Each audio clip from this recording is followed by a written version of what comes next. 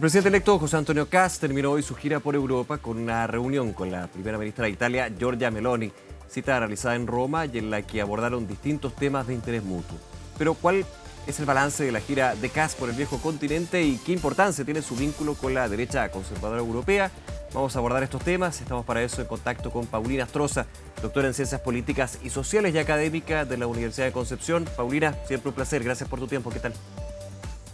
¿Qué tal? ¿Cómo estás, Nicolás? A grandes rasgos, vamos con el detalle evidentemente, pero a tu juicio, ¿qué deja esta gira del presidente electo en Europa? Estuvo en Hungría, estuvo en el Parlamento Europeo, inicialmente en el Europarlamento, perdón, y finalmente en esta visita en Roma, en Italia, con Giorgia Meloni, ahí esa reunión. Yo creo que deja un mensaje errático respecto a lo que han sido sus giras internacionales. Creo que ha tenido buenas intervenciones en algunas de ellas, como por ejemplo lo que fue su discurso en la CAF, cuando estuvo reunido en lo que se llama el Davos de América Latina, claro, donde tuvo un buen encuentro con Lula, pero que sin embargo ahora ese tipo de discurso de un tono moderado, sabiendo que dentro de las diferencias, bueno, hay objetivos comunes. Creo que aquí fue una agenda claramente ideológica en el sentido valórico del término, porque se junta en primer lugar el Parlamento Europeo con lo que es uno de los grupos políticos que funciona el Parlamento. El Parlamento tiene 7 grupos políticos, sí, y se juntó con el más de la derecha dentro de este, y eso ya es un mensaje, más aún juntarse con Santiago Abascal de Vox y además con Víctor Orbán de Hungría. Ahora, atendiendo ese punto, ¿sorprende en términos de que sabemos quién es José Antonio Cast, quién ha sido José Antonio Cast? De hecho, con Víctor Orbán se reunió varias veces. El mismo Orbán dijo, esto no es una presentación, ya nos hemos reunido en otras ocasiones. ¿Sorprende? ¿Se esperaba alguna otra cosa, digamos, o tiene que tener un talante o un tono distinto lo que tiene que ser este tipo de giras, a tu juicio? ¿Todavía no ha asumido en esa práctica? Bueno, la verdad es que me sorprenden varias cosas. Ya. Lo primero, me sorprende que tan rápido esta ansiedad por hacer giras internacionales. No entiendo todavía el hilo conductor de estas giras. Claro. Tú dices con lo que ha sido en América Latina, las primeras visitas, digamos, y que terminan de hecho en El Salvador, si no me equivoco, y luego esto ya en Europa. Exactamente. Okay. Yo no veo un hilo conductor de por qué elegir esos países. Entiendo que primero se vaya a Argentina, creo que está muy bien, pero sacarse una foto con una motosierra creo que no es un buen mensaje. Luego lo que pasa también en Panamá, lo que ocurre en República Dominicana, en El Salvador, donde si bien se van a ver experiencias en materia de seguridad, creo que no ha todavía empezado su gobierno y además que son realidades totalmente diferentes a lo que son nuestras fronteras. Y luego viene esta gira europea, en la cual, en primer lugar, no se trata de cualquier José Antonio Cast, se trata del presidente electo, que en unas semanas va a ya empezar a ser el presidente en ejercicio, donde además muchos de estos temas que hoy día tocó en Bruselas, con este grupo que te decía yo, que es ultraconservador, donde no me sorprende que él tenga coincidencia valórica, porque lo hemos visto, él mismo lo ha reconocido en un discurso también que dio el año 2019 en Bogotá, junto a lo que son los ultraconservadores de América Latina, también lo señaló, pero sí, durante la campaña, estos temas fueron dejados de lado, y donde se puso más el acento en otros temas y no se quiso entrar. Entonces, me llama la atención. Muchos hacían la diferencia, perdona, en lo que fue la campaña anterior de José Antonio Cast para llegar a la moneda a la que fue esta, la última. O sea, a mí me parece que hay una diferencia grande. De partida no vimos grandes ideas de política exterior en la campaña, en realidad en casi ninguna de las candidaturas, eso hay que reconocerlo, pero particularmente en la de José Antonio Cast. En segundo lugar, ha insistido lo del gobierno de emergencia y la austeridad, y estamos viendo una gira que ya es la 4ª gira, incluyendo a estos países europeos, donde el acento... Sin uso de recursos públicos, para que quede claro también. Sí, no estoy diciendo que sean recursos públicos. Pero en la señal, también yo no entiendo. Y uno también puede preguntarse dónde salen estos recursos. En segundo lugar, también uno se planteó mucho durante su campaña que iba a ser un gobierno que buscara a través de la política exterior el crecimiento económico, el desarrollo económico. Yo no veo cuáles son los vínculos en esta materia, sobre todo con los países europeos que visitó. Nosotros tenemos muchísimo más intercambio comercial, por ejemplo, con España, donde además Hungría, desde este punto de vista, no tenemos ningún tipo de vínculo estratégico con Hungría, y ver la realidad de la seguridad y de cómo Hungría tuvo esta política tan fuerte de migración, sobre todo con la instalación de las vallas en el tiempo del 2015-2016, que fue la crisis migratoria en la frontera con Serbia. La verdad es que son realidades totalmente diferentes a la chilena.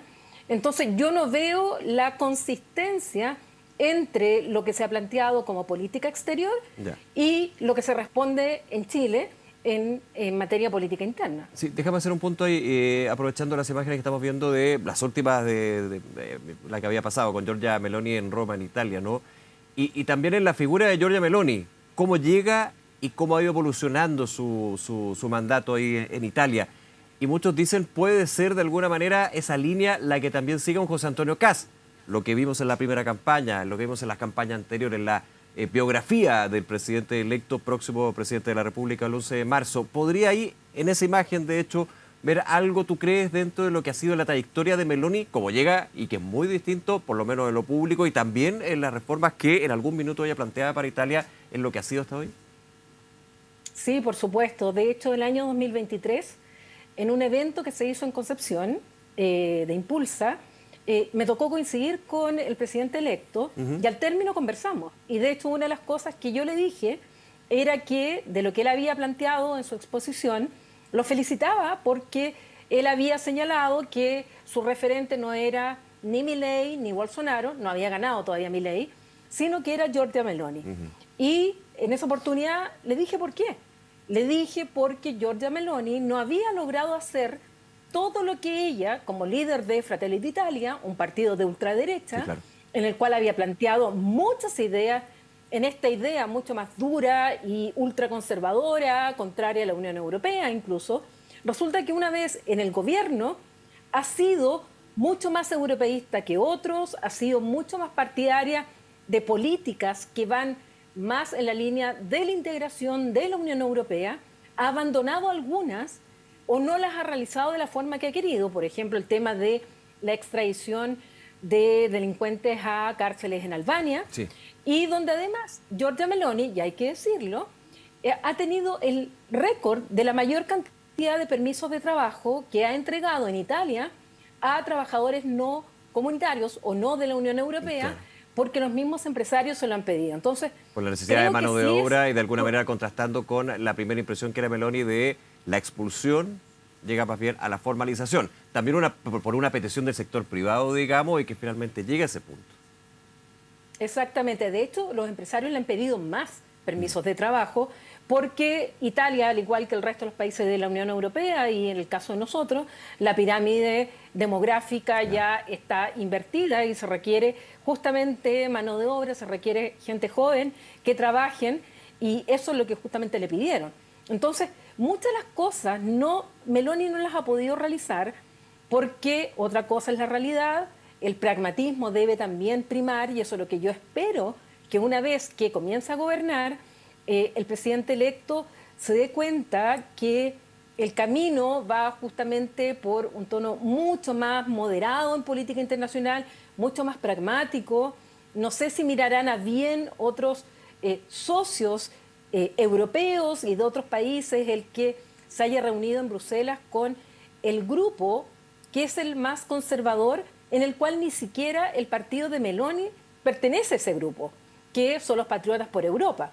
Ella pertenece a otro grupo que es el grupo político de los conservadores y reformistas de Europa, que también son de derecha, pero son más moderados que este grupo con el cual se juntó José Antonio Kast. Entonces, creo que hay que mirar mucho y organizar las giras internacionales de una manera mucho más cuidadosa y sobre todo si él le criticó Y personalmente yo también le critiqué al gobierno del presidente Boric, que muchas veces puso por delante temas de ideología o agendas ideológicas por sobre el interés nacional del país, bueno, que no caiga en lo mismo que criticó y que ha criticado hasta el día de hoy. Y en eso es clave el jefe de Estado que lleva la política internacional, el presidente en este caso, pero también quien va administrando esto, que es el ministro de Relaciones Exteriores, con lo que sabemos hasta ahora, digamos, y a la espera también de lo que va a ser la asunción del nuevo gobierno que esperas de Francisco Pérez Maquera, quien va a ser el próximo canciller.